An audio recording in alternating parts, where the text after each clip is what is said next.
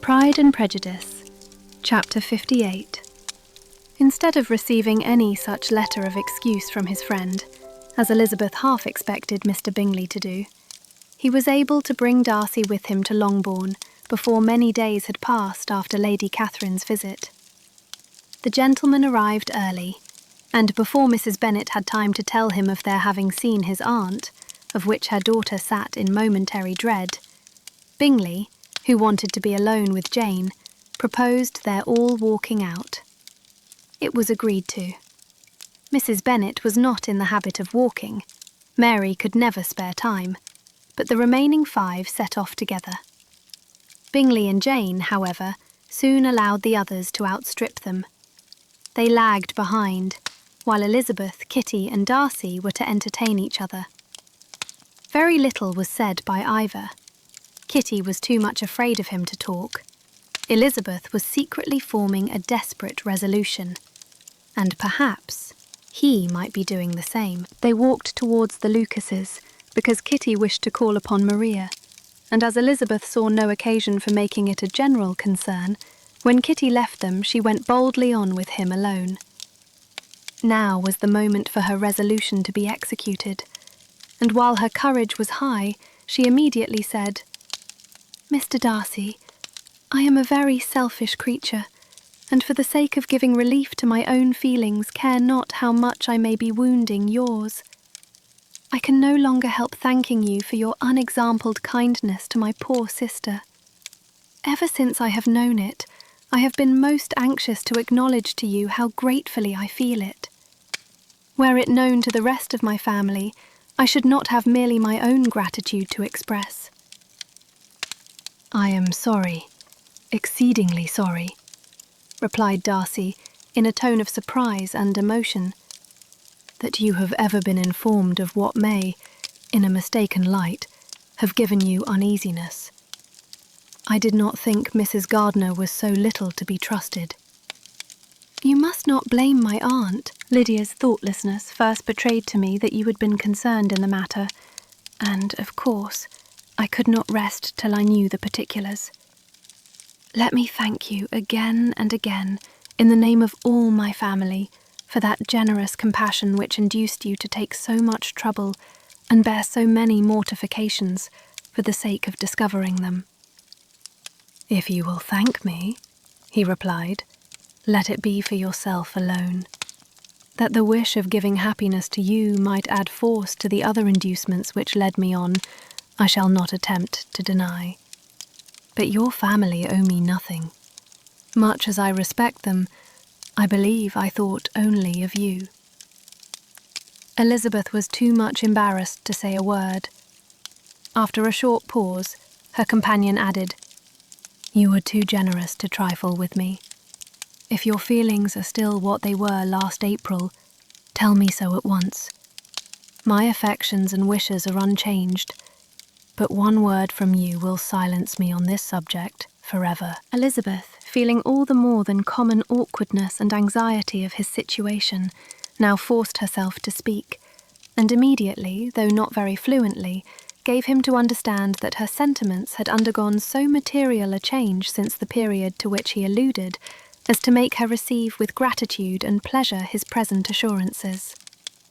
The happiness which this reply produced was such as he had probably never felt before, and he expressed himself on the occasion as sensibly and as warmly as a man violently in love can be supposed to do.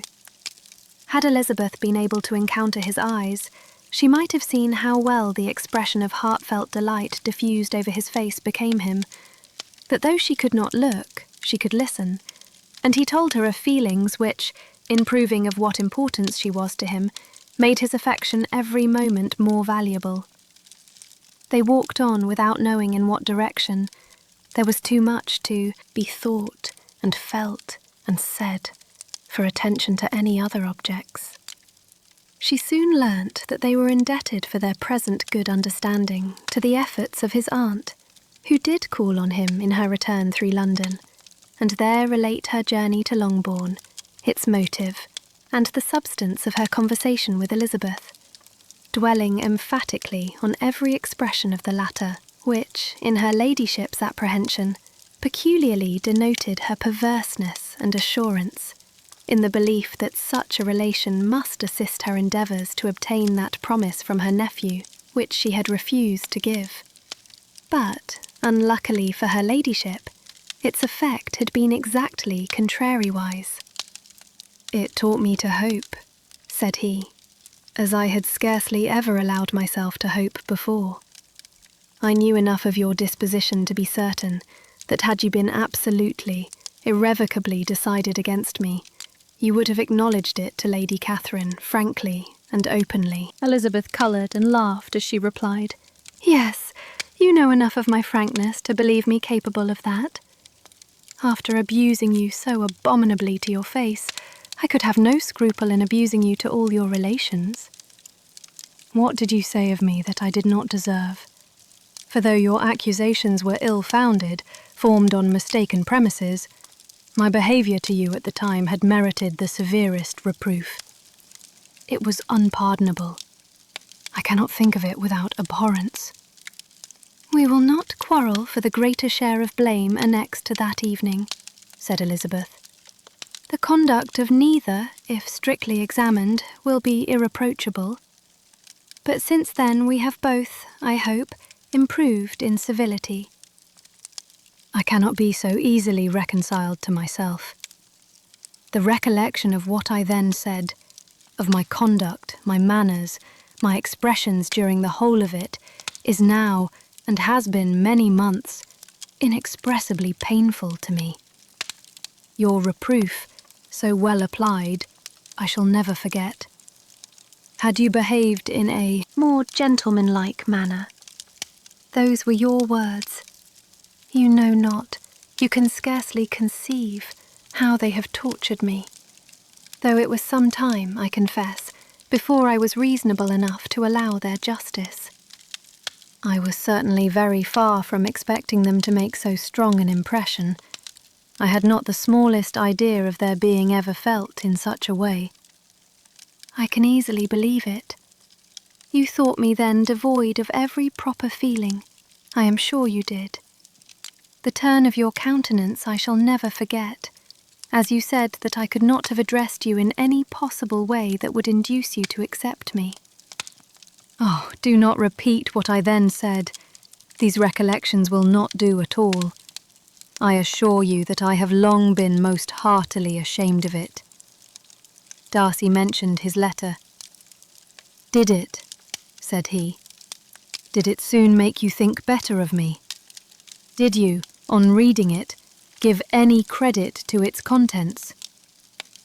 She explained what its effects on her had been, and how gradually all her former prejudices had been removed. "I knew," said he, "that what I wrote must give you pain, but it was necessary. I hope you have destroyed the letter. There was one part, especially the opening of it, which I should dread your having the power of reading again. I can remember some expressions which might justly make you hate me." "The letter shall certainly be burnt, if you believe it essential to the preservation of my regard.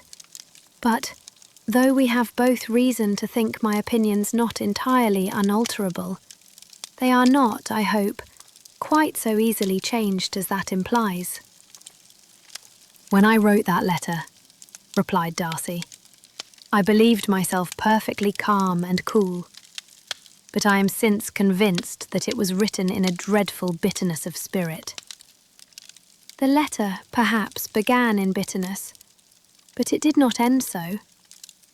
The adieu is charity itself. But think no more of the letter. The feelings of the person who wrote and the person who received it are now so widely different from what they were then, that every unpleasant circumstance attending it ought to be forgotten. You must learn some of my philosophy. Think only of the past as its remembrance gives you pleasure." "I cannot give you credit for any philosophy of the kind. Your retrospections must be so totally void of reproach that the contentment arising from them is not of philosophy, but, what is much better, of ignorance. But with me it is not so. Painful recollections will intrude, which cannot, which ought not to be repelled. I have been a selfish being all my life, in practice, though not in principle. As a child I was taught what was right, but I was not taught to correct my temper. I was given good principles, but left to follow them in pride and conceit. Unfortunately, an only son, for many years an only child, I was spoiled by my parents, who, though good themselves, my father particularly, all that was benevolent and amiable, allowed, encouraged, almost taught me to be selfish and overbearing, to care for none beyond my own family circle, to think meanly of all the rest of the world, to wish, at least, to think meanly of their sense and worth compared with my own. Such I was, from 8 to 28, and such I might still have been but for you, dearest, loveliest Elizabeth. What do I not owe you? You taught me a lesson, hard indeed at first, but most advantageous. By you I was properly humbled. I came to you without a doubt of my reception. You showed me how insufficient were all my pretensions to please a woman worthy of being pleased. Had you then persuaded yourself that I should? Indeed I had. What will you think of my vanity? I believed you to be wishing, expecting my addresses. My manners must have been in fault, but not intentionally, I assure you. I never meant to deceive you, but my spirits might often lead me wrong. How you must have hated me after that evening. Hate you. I was angry, perhaps, at first, but my anger soon began to take a proper direction. I am almost afraid of asking what you thought of me when we met at Pemberley. You blamed me for coming. No, indeed. I felt nothing but surprise. Your surprise could not be greater than mine in being noticed by you. My conscience told me that I deserved no extraordinary politeness, and I confess that I did not expect to receive more than my due. My object, then, replied Darcy, was to show you, by every civility in my power, that I was not so mean as to resent the past, and I hoped to obtain your forgiveness, to lessen your ill opinion, by letting you see that your reproofs had been attended to. How soon any other wishes introduced themselves, I can hardly tell, but I believe in about half an hour after I had seen you. He then told her of Georgiana's delight in her acquaintance, and of her disappointment at its sudden interruption, which, naturally leading to the cause of that interruption, she soon learnt that his resolution of following her from Derbyshire in quest of her sister had been formed before he quitted the inn, and that his gravity and thoughtfulness there had arisen from no other struggles than what such a purpose must comprehend. She expressed her gratitude again, but it was too painful a subject to each to be dwelt on farther. After walking several miles in a leisurely manner, and too busy to know anything about it, they found at last, on examining their watches, that it was time to be at home. What could have become of Mr. Bingley and Jane? Was a wonder which introduced the discussion of their affairs. Darcy was delighted with their engagement. His friend had given him the earliest information of it. "I must ask whether you were surprised," said Elizabeth.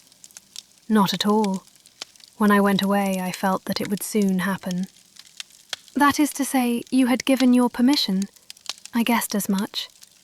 And, though he exclaimed at the term, she found that it had been pretty much the case.